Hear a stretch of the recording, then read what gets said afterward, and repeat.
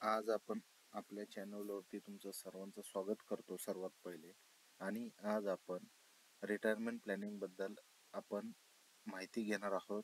जो retirement plan मी असा retirement plan तुम्हाला सांगणार आहे जो सर्वांना सहज शक्य आहे. चला तर मग बघूया. तर रिटायरमेंट प्लॅनबद्दल बोलायचं झालं तर आपल्या सगळ्यांचे एकच उत्तर असते की पी पी एफ म्हणजे पब्लिक प्रोव्हिडंट फंड. तुमच्या आईवडिलांना जरी तुम्ही विचारलं तरी पण त्यांचे एकच उत्तर असते, ते म्हणजे पब्लिक प्रोव्हिडंट फंड. तर पब्लिक प्रोव्हिडंट फंड कसे काम करते, तर यामध्ये तुम्ही ठराविक एक निश्चित रक्कम भरता आणि तुमची तुम्ही ज्या कंपनीत काम करता किंवा ज्या प्रायव्हेट सेक्टरमध्ये किंवा गव्हर्नमेंट ऑफिसमध्ये काम करता ते ऑफिस ठराविक तुमची जेवढी रक्कम कमी होते तेवढीच रक्कम ती ऑफिस एम्प्लॉयर ज्याला म्हणतो आपण तो पी मध्ये ऍड. तर उदाहरणार्थ एक्झाम्पल जर बघायचं झालं तर 2,000 रुपये, समजा मी 2,000 रुपये माझी कंपनी कट करते आणि मी 2,000 रुपये भरतो. तर असे माझे एकूण योगदान जे आहे ते 4,000 रुपये असतात.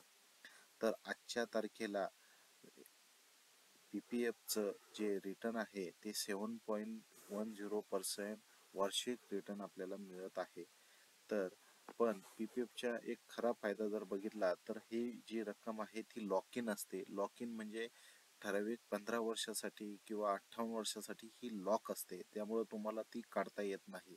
तर काही काही केसमध्ये तुम्हाला एक 50% किंवा ॲडव्हान्स पेमेंट म्हणून तुम्हाला ती रक्कम काढता येते, जर आपले तुमचे खाते कमीत कमी 5 वर्ष ॲक्टिव्ह असेल तर, पी पी एफ अकाउंट 5 वर्ष ॲक्टिव्ह असेल तर. म्हणून सहसा पी पी एफला कोणी हात लावत नाही आणि ती रक्कम वाढत जाते.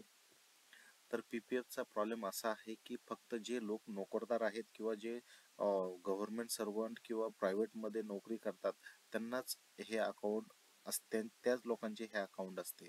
आणि बाकीच्या लोकांचे जे अकाउंट आहे ते कधीही काढायचा विचार करत नाही. बाकीचे लोक म्हणजे जे नोकरी व्यवसायात नाहीये, जे स्वतःचा बिझनेस करतात किंवा शेती करतात किंवा इतर उद्योगधंदे करतात, ते याचा विचारही करत नाहीत. तर याचा आता उपाय यावरती काय आहे, तर उपाय असा आहे की रिटायरमेंटच्या नावाने तुम्ही एखादी छोटी मोठी SIP चालू करणे. तर मित्रांनो, तुम्ही 500 रुपयापासून, कमीत कमी 500 रुपयापासून ते अनलिमिटेड तुम्ही यामध्ये SIP करू शकतात. तर यामध्ये फिक्स म्युच्युअल फंड मध्ये SIP सुरू केली तर आता मला जे आहे ते फिक्स आणि मल्टीकॅप हे दोन्ही फंड मला कॅटेगरी चांगली वाटते. तर तुम्ही तुमच्या फायनान्शियल कन्सल्टंटकडने सल्ला घेऊन तुम्ही सर्टन अमाऊंट जी आहे ती त्यामध्ये गुंतवू शकता.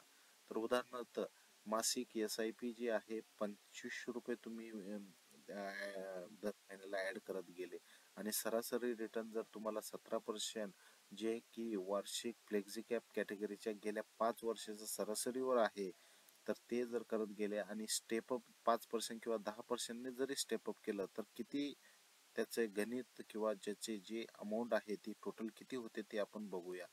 तर 15 वर्षानंतर जर 5% तुम्ही स्टेपअप केली तर 2,58,000 12,000 रुपये 064 रुपये असे तुमची अमाऊंट होते. आणि 10% जर स्टेपअप केली तर 3,29,64,386 रुपये तुमची अमाऊंट होईल.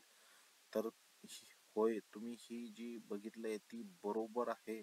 आणि कंपाऊंडची जादू यालाच म्हणतात मित्रांनो. तुम्ही वॉरन बफेट यांचं नाव ऐकलेलं असेल, तर वॉरन बफेटने सुद्धा कंपाऊंडच्या जादूने त्या जगामध्ये त्यांनी वेल्थिएस्ट पर्सन मध्ये नाव नोंदवलेलं आहे.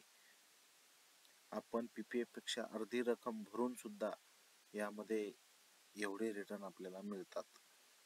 तर आता आपण अजून एक उदाहरण याच्या मध्ये बघूया. तर हा लेफ्ट साइडला जो दिसतो आहे तो आहे ग्रो ॲपचा, मी स्क्रीनशॉट इथं टाकलेला आहे.